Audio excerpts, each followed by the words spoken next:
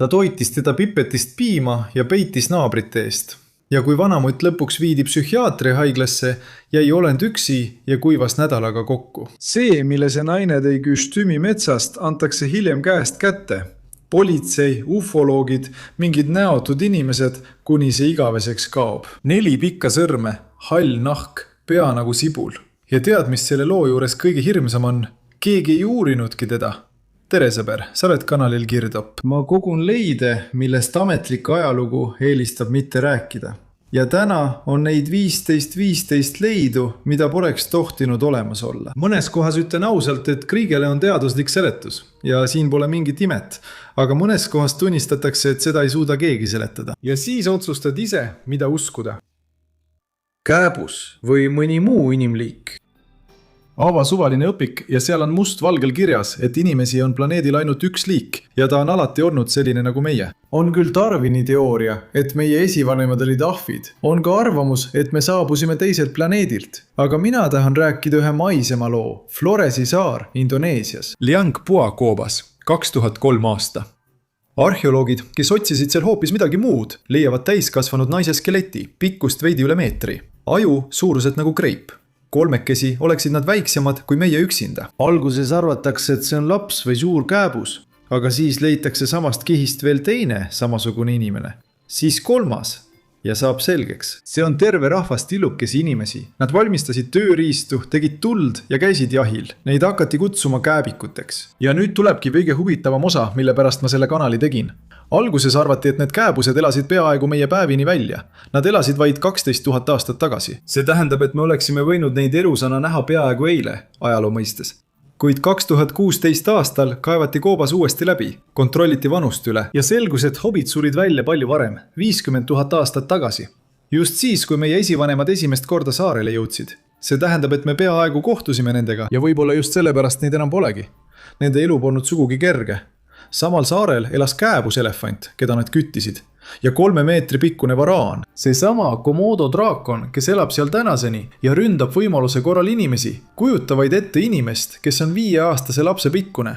Kes lähed kivist odaga vastu sisalikule, mis on sama pikk kui sõiduauto ja ometi suutis ta 1000 aastate jooksul ellu jääda. Ja ütlen ilma igasuguste muinasjuttudeta, need ei olnud ei haljad ega tulnukad. See on päris inimliik, mille teadus on tunnistanud ja nimetanud Homo floresiensiseks. Teadlased vaidlevad ainult selle üle, miks ta nii väikseks jäi. On olemas versioon, et süüdi on saar ise. Toitu on vähe, vaenlasi pole ja loom muutub 1000 aastatega väiksemaks. Seepärast olid seal ka erevandid kääbuslikud. Aga nagu sa juba aru said, asi pole kasvus. Tuleb välja, et me polnud sellel planeedil üksi. Meie kõrval elas veel üks liik, täiesti teistsugune inimeste rahvas. Ja selliseid naabreid oli meil ilmselt palju rohkem, kui koolis räägiti. Eremiit, kellest sai eraldi liik. Kuna me juba teada saime, et üksi oleme ainult õpikus, lähme Altai poole, Denissova koopasse. Ühes maakihis leiti seal 2008. aastal tilluke luukild. Vaid sõrmelüli, mis oli oa suurune. Sellistele leidudele tavaliselt isegi ei vaadata teist korda otsa, aga see saadeti DNA analüüsi. Ja 2010. aastal dešifreeriti genoom. Geneetikud olid šokeeritud. See polnud inimene tavapärases mõttes, ega ka neandertallane. See oli teadusele täiesti tundmatu inimliik, kellest kuni selle hetkeni polnud keegi isegi kuulnud. Terve inimkonna jaoks tuvastati nad ühe umbes 6-7-aastase tüdruku sõrmeluu fragmendi järgi. Neid hakati kutsuma denissovlasteks, koopa nimi järgi. Hiljem leiti vaid paar hammast ja lõualuu kild. Ja see ongi kõik, mis kogu sellest mõistuslikust liigist üldse alles on. Kurb.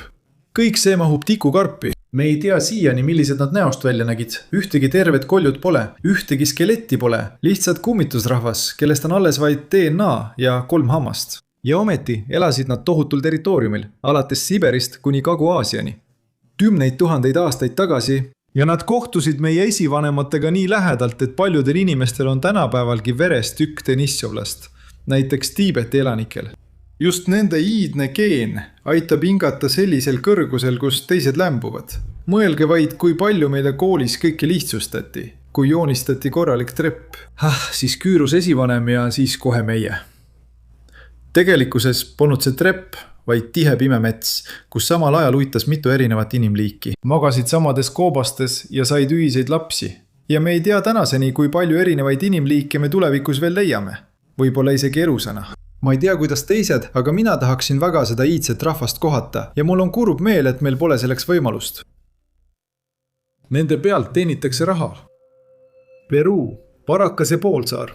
Seal kaevas arheoloog 1928 aastal välja iidse kalmistu ja tõi sealt välja koljud. Ainult et koljud olid kuidagi valed. Need olid pikalt tahapoole välja venitatud. Pikad nagu melonid, ebatavaliselt suure mahuga. Ja neid leiti mitte 1 või 2, vaid üle 300. Just sellest hetkest algabki see, miks ma seda teemat ühtaegu armastan ja vihkan. Sest olemas on aus seletus, mis mulle isegi omamoodi meeldib. Paljud rahvad üle maailma venitasid meelega imikute koljusid pikemaks. Vastsündinu pead, kuni luud olid veel pehmed, lihtsalt mässiti riidega kinni ja suruti laudade vahele. Paari aastaga muutus pea piklikuks. Mii näidati oma kõrget taritalu, et ma pole tavaline inimene. Minus voolab kuninglik veri. Seda tehti nii Peruus, Aafrikas kui ka Prantsusmaal kuni 19. sajandini. Kusjuures aju ise ei muutunud, ainult kodju kuju. On ka teine seletus, millega teenitakse päris hästi raha. Internetis levivad videod, kus teile tõsise näoga räägitakse, et nendest koljudest leiti väidetavalt tundmatut mitteinimlikku DNA'd, et see on tulnuk hübriid ja see ajabki närvi. Iga sellise video all on kindlasti reklaamlink, kus kutsutakse ostma raamatut, toetama uurimistööd või rahastama järgmist ekspeditsiooni. Vanu kombeid on muudetud viisiks teenida raha naiivsete vaatajate arvelt. Mina arvan, et seal ei ole mingit tulnukate DNA'd. Ükski sõltumatu geneetik pole neid kõlavaid analüüse kordagi korranud ega kinnitanud. Ja kolju deformatsioon on ammu seletatud. Pealegi tänapäeval muudavad inimesed ise oma välimust tundmatuseni. Pikendavad kaela, panevad implantaate, süstivad õlisid naha alla, suurendavad huuli. Nii et me ise ka ei aima, kuidas me lähitulevikus välja näeme. Aga loo koljudest lõpetan ma siiski huvitava faktiga. Mõned Paracase eksemplarid erinevad siiski teistest. Peasideme kandmine muudab pea kuju, kuid ei tohiks muuta kolju enda mahtu ega kaalu. Seal leidub koljusid, mis on tavapärasest raskemad ja suuremad ja teadusel pole sellele seni selget vastust. Dinosaurused, keda ei olnud olemas. Mehhiko, väikelinn Atzambaro, kus 1944 aastal ratsutas Saksa kaupmees. Ta märkas maas keraamikatükki ja hakkas kaevama. Mõne aastaga tõi ta välja üle 30 000 savist kujukese. Nende seas olid inimesed, jumalad, loomad ja ka dinosaurused. Ja need polnud lihtsalt mingid sisalikud, vaid täiesti äratuntavad, harjade ja soomustega seljal. Mõnel kujukesel on dinosauruse kõrval ka inimene, just kui nad oleksid eranud samal ajal. Alternatiivajaloo huvilised rõõmustavad muidugi. Siin see trend ongi, et inimene elas kõrvuti dinosaurustega. Järelikult kogu geoloogia valetab. Ja maal ei ole mingeid miljoneid aastaid. Kahjuks on see tõenäoliselt 20. sajandi võltsing. Kohalikele talupoegadele maksti iga toodud kujukese eest. Ja samal ajal näidati piirkonnas dinosauruste filme ja müüdi ajakirju piltidega. Nii et on selge, kust see süžee tuli, ilma liigsete sõnadeta. Aga ma räägin siiski, miks see lugu mind ikkagi lõpuni lahti ei lase. Kui kujukesed anti analüüsi, mis määrab, kui kaua aega tagasi savi viimati põletati, andis labor tulemuse 1000 aastaid tagasi. See lõhnas sensatsiooni järele. Leidud ehtsuse eest astus avalikult välja isegi üks lugupeetud Ameerika professor ja sisuliselt rikkus sellega kogu oma karjääri. Aga siis labor äkki tühistas oma tulemuse. Nad ütlesid, et eksisid arvutustes. Kes neid selleks sundis ja miks nii kiiresti, pole siiani selge. Ja see minu arvates ongi põhjus, miks sa võib-olla seda kanalit vaatad. Asi pole dinosaurustes koos inimestega, seda ma ei usu. Asi on milleski muus. Kui tulemus on sobiv, räägivad sellest kohe kõik teadlased ja ajaloolased ning teevad sellest sensatsiooni. Aga kui see on ebamugav, peidetakse see vaikselt ära, justkui seda poleks olnudki. See ajabki mind närvi. Ta valetas 2 korda. Ja jälle Peruu, sest see maa on justkui loodud selleks, et arheoloogid hulluks ajada. Ica linnas elas veel 60-ndatel doktor Javier Cabrero. Ühel päeval sattus tema kätte kummaline must kivi graveeringuga ja sellest ajast peale jäi ta selle teema külge kogu eluks. Ta kogus üle 10 000 sellise kivikollektsiooni. Nendel on välja lõigatud stseenid, mis panevad end ebamugavalt tundma, kui nende vanust teada. Inimesed vaatavad teleskoobiga tähti, teevad südameoperatsioone, siirdavad organeid ja jah, nad sõidavad jälle dinosauruste seljas. Neid hakati kutsuma Ica kivid. Ametlik teadus otsustas kiiresti, et tegu on võltsinguga ja leidis isegi üles selle, kes need valmistas. Kohalik põllumees nimega Basilio Uchuja. Alguses vandus ta, et leidis kivid mingist salajasest tunnelist. Aga kui teda survestati, tunnistas ta kõik üles ja ütles, et lõikas need ise välja. Ja selleks, et tõestada, et ta ei valeta, 1977 aastal näitas ta kõike kaamerale BBC dokumentaalfilmis Teed jumalateni. otse võtteplatsil kraapis ta hambaravi instrumentidega kivile joonistuse. Ja siis keetis ta kivi sõnnikus, et see näeks välja iidne. Nii lihtne see oligi ja müüs neid kergeusklikele turistidele. Tundus, et teema on sellega lõpetatud. Võiks video kinni panna ja minna järgmist vaatama. Aga edasi tuleb minu lemmikpööre selles loos. Mõne aja pärast võttis Basilio oma ülestunnistuse tagasi. Ta väitis, et valetas võltsingu kohta. Ja ta valetas meelega, et teda ei pandaks vangi tõeliste iidsete haudade rüüstamise eest, sest suveniiride valmistamise eest vangi ei panda, aga muististe rüüstamise eest pannakse ja kauaks. Ja nüüd istu ja mõtle. Inimene tunnistas üles, et võltsis kive, aga siis tunnistas üles, et valetas võltsimise kohta.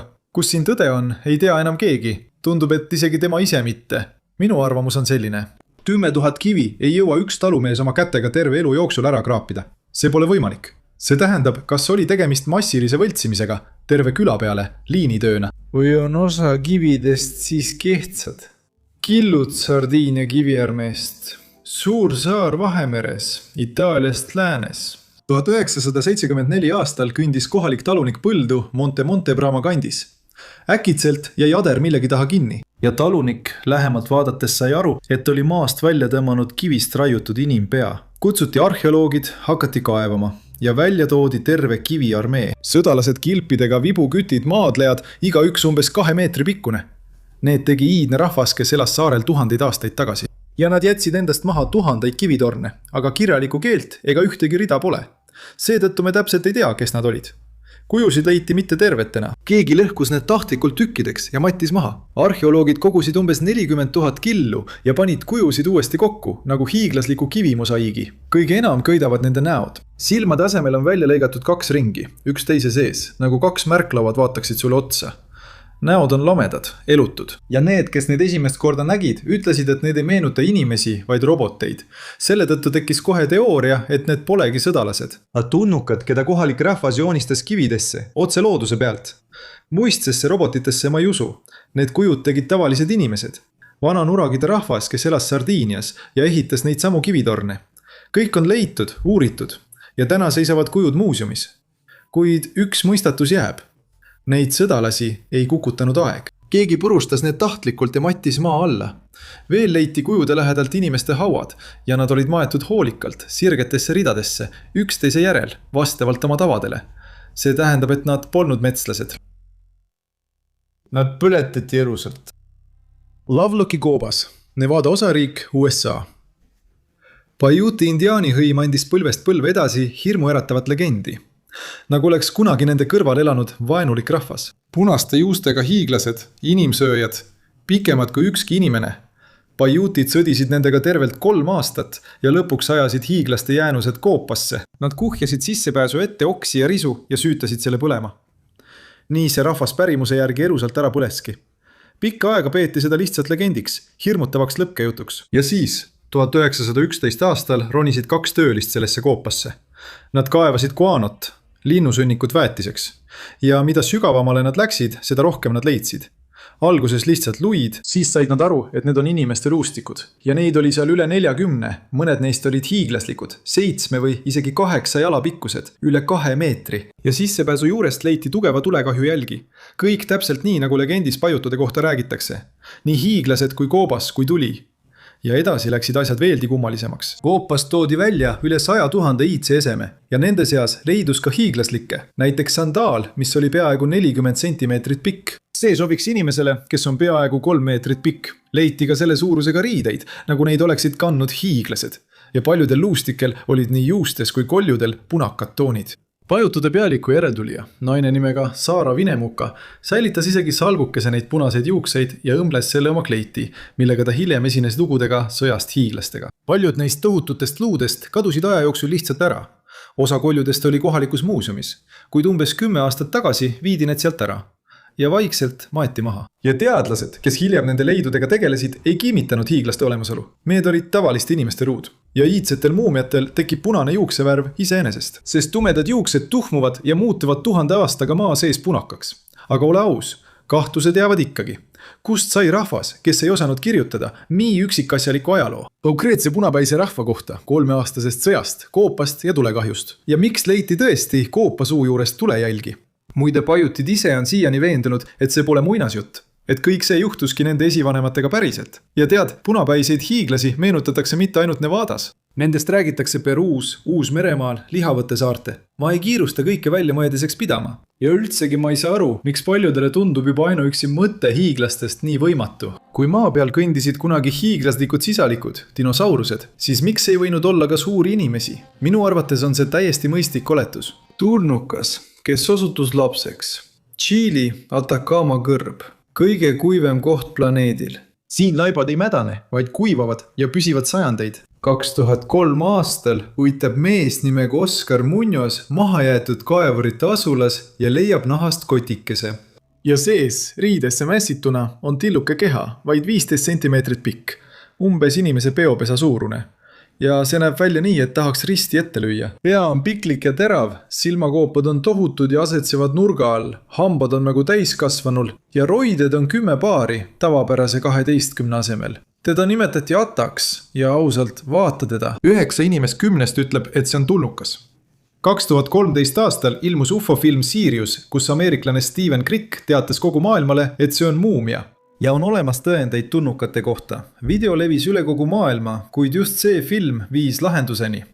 Seda vaatas Jerry Nolan, Stanfordi professor, ja otsustas asja uurida. Tema sõnul ei läinud ta sinna paljastama, vastupidi. Ta tunnistab, et mingil hetkel hakkas ta ise uskuma. Aga mis siis, kui see ongi tulnukas? Ta võttis proovi roidest ja dešifreeris kogu DNA. Tegelikult on see inimene. Tüdruk. Tõenäoliselt pärit Tšiilist. Ja kogu see õudne välimus on mutatsioonide tulemus. Tema geenidest leiti 64 kahjustust, mida inimestel pole kunagi varem nähtud. Ja need asusid just seal, kus geenid vastutavad luude kasvu ja roiate arvu eest. Nende tõttu vananesid luud enneaegselt. Ja nende põhjal tundus, et laps on umbes 6-7 aastane. Tegelikult on see enneaegne vastsündinu. Ja muumia ise on vaid umbes 40 aastat vana. See tähendab, et ta on meie kaasaegne. Keegi ei tea täpselt, miks sellel lapsel oli kohe nii palju DNA kahjustusi, kuid läheduses olid maha jäetud kaevandused, kus kaevandati salpeetrit. Arstid arvavad, et tema neelas seda keemiat juba raseduse ajal. Ja nagu tavaliselt leidus neid, kes ei uskunud ja hakkasid vandenõust rääkima, et justkui Nolani oleks ära ostetud. Kogu meeskonda sunniti vaikima. Ja ta vastas rahulikult ja minu arvates geniaalselt. Mida valjem ja uskumatum on sensatsioon, seda sagedamini osutub see lõpuks tühjaks mulliks. Aga just sellepärast tulebki see teelt kõrvaldada. Sest kui kogu selle prügi ära koristad, võib selle alt mõnikord leida midagi, mis pöörab teaduse tõeliselt pea peane. Ja tead, mida see väike Atta lõpuks tegi? Ta tõestas, et me ei tunne siiani korralikult oma enda keha. Tavalise inimlapse juures leiti mutatsioone, mille olemasolust teadus isegi ei aimanud. See ei ole tulnukas ja ikkagi on see uskumatu avastus. Hirmul on suured silmad. Aasta 1520. Lõuna-Ameerika kõige lõunapoolsem osa. Fernão de Magallesi meeskond jääb talvituma tundmatu ranniku äärde. Üks meremeestest, teadlane Antonio Pigafetta, kes peab kogu reisi päevikut, kirjeldab kohtumist, mida on raske uskuda. Kaldal seisab kohalik elanik. Ta laulab, tantsib ja viskab enda kohale liiva. Ja ta on nii hiiglaslik, et isegi kõige pikem meeskonnaliige ulatub talle vaid vööni. Pigafetta kirjutabki nii. See ei ole inimene, see on hiiglane. Ja kontakti loomiseks saadetakse tema juurde madrus. Antakse peegel. Ja hiiglane, nähes esimest korda iseennast, ehmatab nii väga, et minestab. Edasi otsustab Magellan paar sellist hiiglast kinni püüda ja Euroopasse tuua, et inimestele näidata nagu Freakish Show'd. 2 meelitati kingitustega ligi ja pandi ahelatesse, kuid koduteel surid mõlemad. Muide ka Magellan ise ei jõudnud Euroopasse tagasi. Ja selle maa nimetas ta Patagooniaks, mis tähendab umbes suur jalgsete maa. Just sellest sai alguse legend, mida Euroopas usuti peaaegu 300 aastat ja usuti tõsiselt. Teised meresõitjad tõid järjest oma jutud kaasa. Ainult et hiiglaste pikkus nendes lugudes kasvab iga kord edasi jutustades. Algul 7 jalga, siis 9 ja lõpuks juba 12. Kaardil märgiti need alad nii. Algul 9, hiljem juba 12. Kaartidel on need alad sellised. Kirjeldatakse hiiglaste maad kui hoiatust neile, kes sinna minna julgevad. 300 aastat on haritud kaptenid täiesti tõsiselt vandunud, et nad on hiiglasi oma silmaga näinud. Tegelikult elas seal Tueltši rahvas, kelle pikkus oli umbes 1,90 m. Meie jaoks tavalised suured mehed. Aga tollase Euroopa inimene oli pideva alatoituse tõttu vaevu 1,5 meetrit pikk. Ja Tueltši nägi tema kõrval välja nagu tõeline hiiglane. Hirm ja meremeeste jutud visasid sellele hõimule veel mitukümmend sentimeetrit juurde. Punkti sellele vaidlusele pani Charles Stark, kes ise käis nendes paikades ja kirjutas üles, et see on lihtsalt kõige pikem rahvas, keda ta kunagi näinud on. aga ikkagi on nad inimesed, mitte mingid hiiglased. Ja tundub, et teema võiks olla lõpetatud, kuid mind ei jäta üks mõte rahule. Legendid hiiglastest on olemas igal rahval maal, igas vanas kultuuris ja ei saa ju kõik need lood olla täielikult väljamõeldised. Kusagil selle taga peab olema midagi tõelist. Ja tead, asi pole ainult kasus. Tõe varjamine toimub üle kogu maailma. Ja see ei puuduta ainult hiiglasi, vaid ka terveid tsivilisatsioone ja nende tegelikku vanust. Nende teadmisi ja tehnoloogiaid, millest meile mingil põhjusel ei räägita. Nii et kui sa juhuslikult kaevad oma krundil midagi kummalist välja, siis minu soovitus sulle. Ära kiirusta sellest võimudele teatama. Muumiad. 1932 aasta. San Pedro mäed, Wyomingi osariik, USA. 2 kullakaevajat, Cecil Maine ja Frank Carr, otsivad kulda. Nad lõhkuvad kivimit ja selle taga avaneb väike kinnimüüritud koobas. Sees, kivisel väljaulatuval osal, istub väike ristijalgadega kuju, istudes umbes 15 sentimeetrit kõrge. Nägu pole sugugi lapselik. Lamedaks surutud pea, suu täis hambaid, mõned neist teravad, tume kortsus nahk nagu vanamehel. Teda hakati kutsuma Pedroks ja kohe meenub vana legend. Shoshone indiaanlased rääkisid põlvest põlve väikese rahva Nemerigari kohta.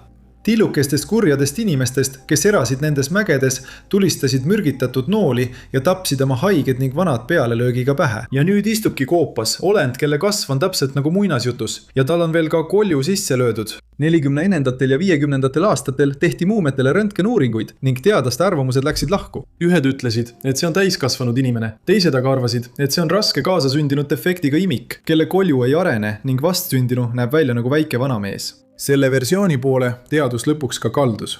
Laps suri kohe pärast sündi ning koopa kuiv õhk kuivatas ja säilitas ta. Ja justkui oleks vaidlus lahendatud, kuid edasi algab see, miks lugu pole veel lõppenud. Muumiat veeti laatadel ringi, anti käest kätte. Viimane omanik viis selle Floridasse ja suri seal.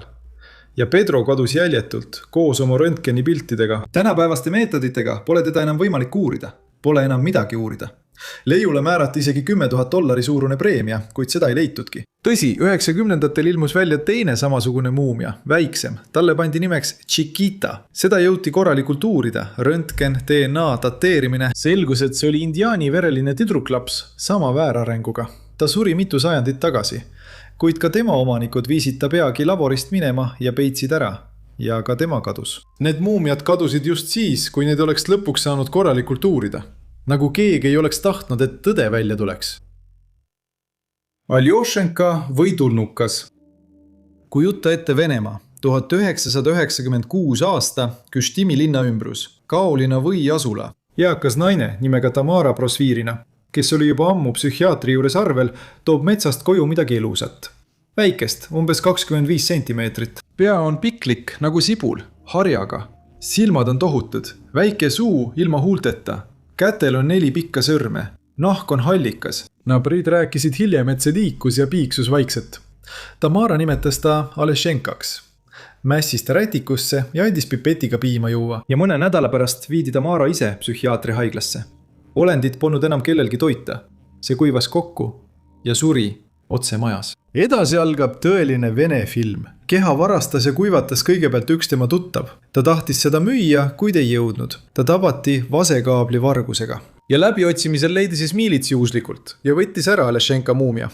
Mõnda aega hoiti seda tõendina seifis. Seda nähti, pildistati, filmiti videole. Ja need kaadrid ringlevad siiani internetis.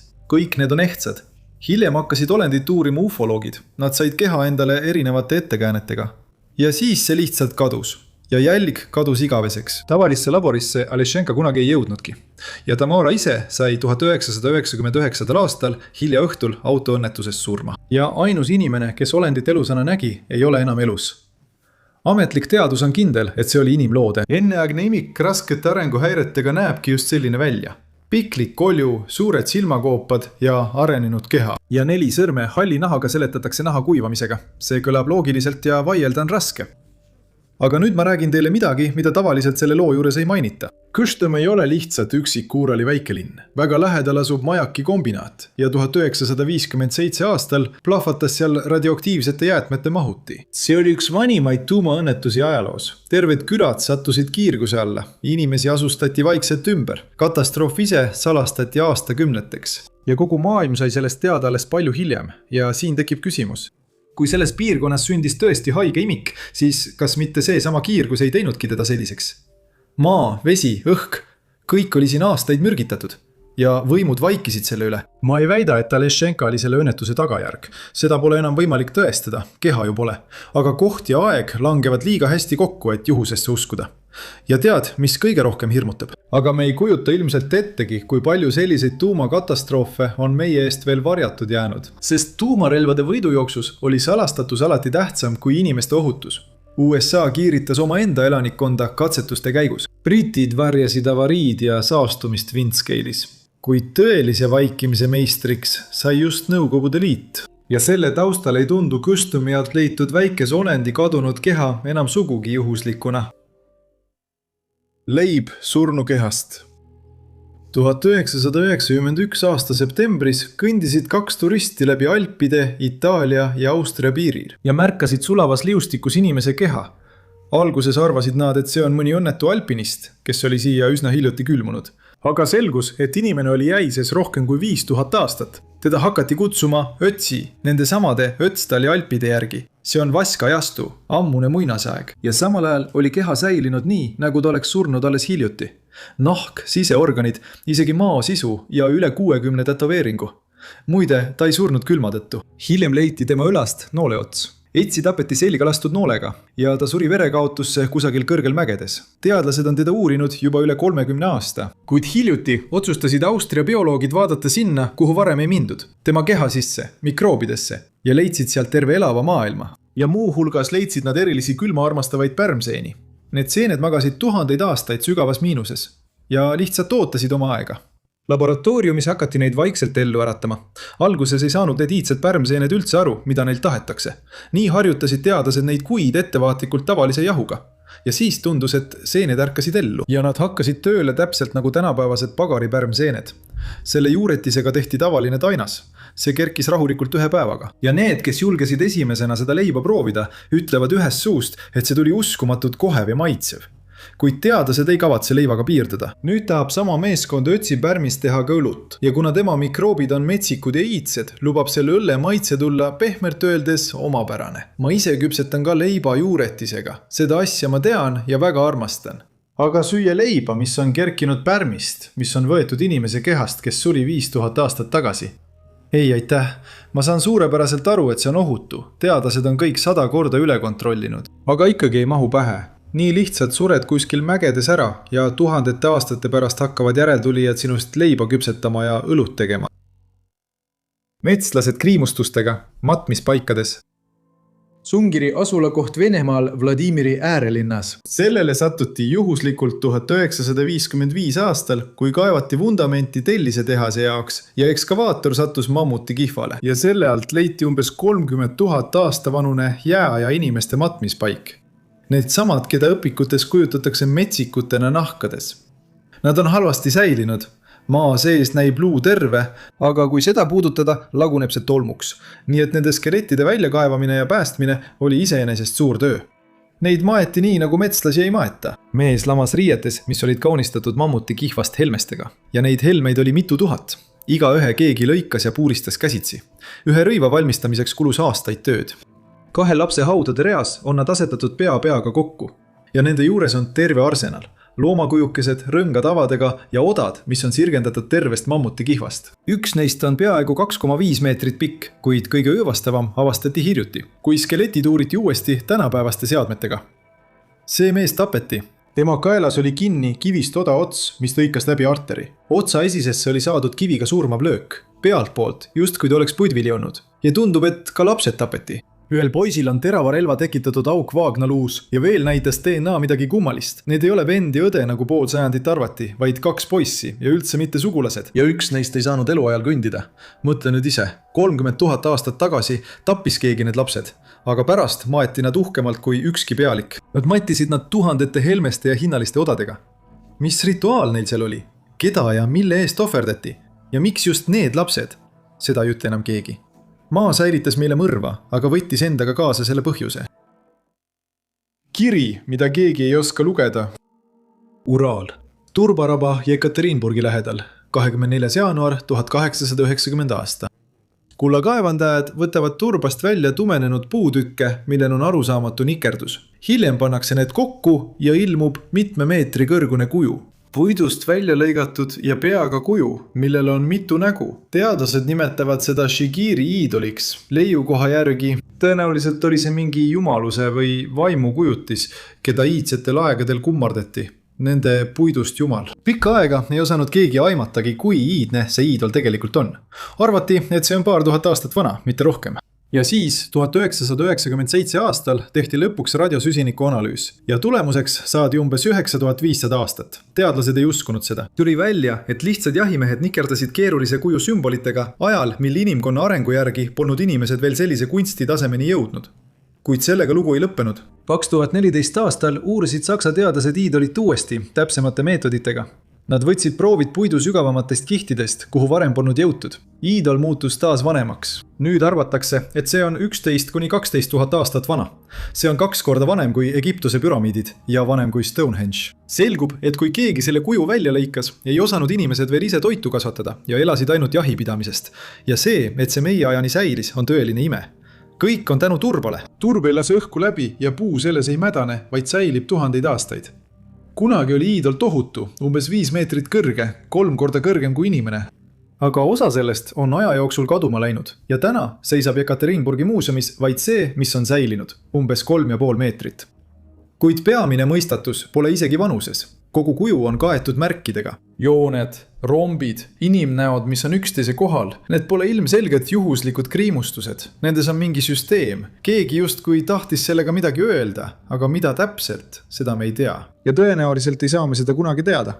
Selgub, et meie ees on inimkonna kõige vanem sõnum, aga me ei suuda seda lugeda. 800 miljonit aastat maa all, Siber, küla Ržavtšik, Kemerova oblastis. 5. september 1969 aasta. Sügaval maal, umbes 70 meetri sügavusel pinnast, kaevandavad kaevurid sütt ja äkki satuvad nad marmorist sarkofaagi peale. Alguses rõõmustasid nad. Nad arvasid, et sees on peidetud aarded, kuid kui nad kaane eemaldasid, oli sees roosa läbipaistev vedelik. Ja selles vedelikus lebas noor naine. Välja nägi ta umbes 30-aastane. Pikkade tumedate juustega valges pitskleidis. Kuid ta ei näinud üldse välja nagu surnu. Seetõttu hakati teda kutsuma Tesuli printsessiks. Tõeline uinuv kaunitar ja tema peakõrval otse vedelikus lebas väike must karbike. See oli lausa hirmuäratavalt sarnane tänapäevasele telefonile. Edasi algab see, mis muutis selle loo legendiks. Üks kaevuritest ei pidanud vastu, kastis sõrme tundmatusse vedelikku miljonite aastate vanusest kirstust ja otsustas seda maitsta. Geenius, mis muud öelda. Nädala pärast kaotas ta mõistuse ja talvel külmus ta surnuks otse oma maja ukse ees, suutmata seda ära tunda. Mõni tund pärast leiu avastamist ilmusid külla inimesed hallides kaitseülikondades. Ma ei tea, kes jõudis neile nii kiiresti ja sellises pärapõrgus leiust rääkida. Sarkofaag kiiresti. Nad laadisid sarkofaagi kopterisse ja viisid tundmatus suunas minema. Mõne aja pärast tulid need inimesed tagasi. Nad käisid kõik majad läbi ja korjasid ära ajalehed, kus oli ilmunud teade leiust. Teadlast, kes keha uuris ja julges sellest rääkida ning ajalehe toimetajat räägitakse karistati. Ja kõik, kes printsessi oma silmaga nägid, hakkasid järgmise paari aasta jooksul ükshaaval surema. Kõige kummalisem asja ütles aga see teadlane, kes jõudis keha uurida. Tema sõnul oli see naine üle 800 miljoni aasta vana. See pole isegi dinosauruste aeg. See oli aeg, mil maal polnud veel peaaegu midagi elusat. Kuidas keha nii kaua säilis ega mädanenud ning mis vedelik seda säilitas, ei suutnud keegi seletada. Ja küsida polnud enam ka kelleltki. Keha viidi minema, ajalehed korjati ära, tunnistajaid ei jäänud.